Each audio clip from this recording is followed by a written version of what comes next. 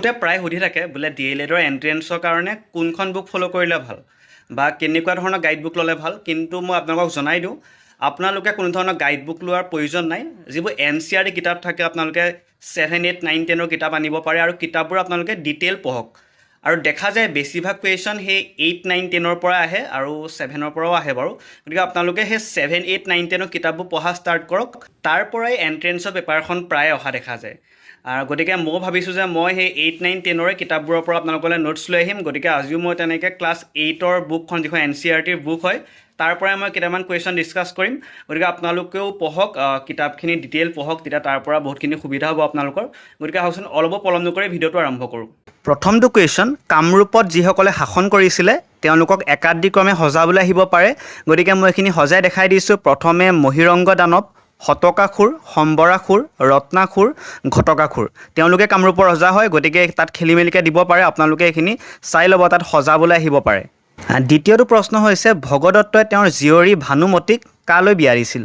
এই কুৱেশ্যনটো বেলেগ ধৰণৰ আহিব পাৰে। এইটো আনচাৰ হ'ব আপোনাৰ দুৰ্যোধন, কিন্তু এই কুৱেশ্যনটো বেলেগ ধৰণৰ আহিব পাৰে, যেনে ভানুমতীক কালৈ বিয়া দিয়া হৈছিলে বা ভানুমতীৰ দেউতাকৰ নাম কি। কামৰূপৰ কোনজন ৰজাই মহাভাৰতৰ যুদ্ধত কৌৰৱৰ পক্ষলৈ যুদ্ধ কৰিছিল, সেইটো আহিব পাৰে। সেইটো আনচাৰ হ'ব ভগদত্ত। গতিকে এইটোত বহুতকেইটা কুৱেশ্যন সোমাই আছে।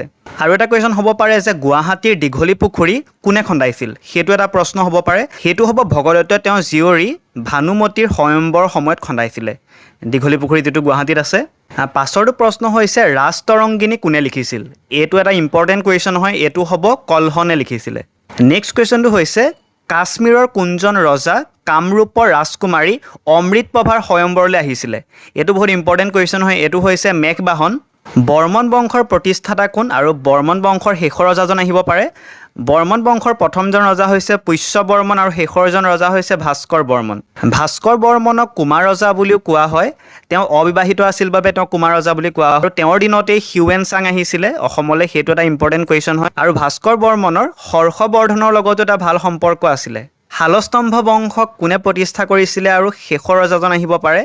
শালস্তম্ভ বংশ প্ৰতিষ্ঠাতা শালস্তম্ভই কৰিছিলে আৰু শেষৰজন ৰজা আছিলে ত্যাগ সিংহ। তাৰ পাছত আহিলে পাল বংশ। পাল বংশৰ প্ৰতিষ্ঠাতা হৈছে ব্ৰহ্মপাল। পাল বংশৰ শ্ৰেষ্ঠ ৰজা বুলি ৰত্নপালক কোৱা হয় আৰু তেওঁ দুৰ্জয় নামৰ এখন নগৰ প্ৰতিষ্ঠা কৰিছিল। এইটো এটা ইম্পৰ্টেণ্ট কুৱেশ্যনে হয়। আৰু পাল বংশৰ শেষৰজন ৰজা হৈছে জয়পাল। হিউৱেন চাঙে কোনখন গ্ৰন্থত উল্লেখ কৰিছে যে অসমৰ মানুহবোৰ চাল চলন ধীৰ গম্ভীৰ আৰু সৎ প্ৰকৃতিৰ আছিল।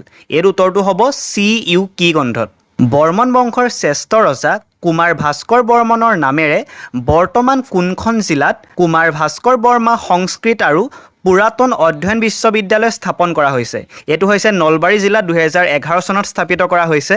পিছৰটো প্ৰশ্ন, কামৰূপৰ মানুহৰ প্ৰধান জীৱিকা কি আছিল। সেইটো হৈছে কৃষি আৰু তেওঁলোকে কপাহ উৎপাদন কৰিছিলে। কৌটিল্যৰ কোনখন গ্ৰন্থত কামৰূপৰ সুবৰ্ণকুণ্ডত সোণ পোৱাৰ কথা উল্লেখ আছে।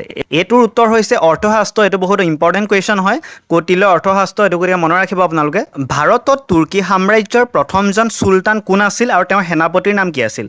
ভাৰতৰ তুৰ্কী সাম্ৰাজ্যৰ প্ৰথমজন চুলতান আছিল কুতুবুদ্দিন আইবাক আৰু তেওঁৰ সেনাপতি বখতিয়াৰ খিলজী। বখতিয়াৰ খিলজীৰ আক্ৰমণৰ সময়ত কামৰূপৰ শাসক কোন আছিল। এইটো এটা ইম্পৰ্টেণ্ট কুৱেশ্যন হ'ব পাৰে। এইটো হৈছে পৃথু। ইয়াৰ পাছৰ ভিডিঅ'টোত মই আহোম ৰাজ্যৰ ওপৰত ডিছকাছ কৰিম। গতিকে আপোনালোকে এইখিনি পঢ়ক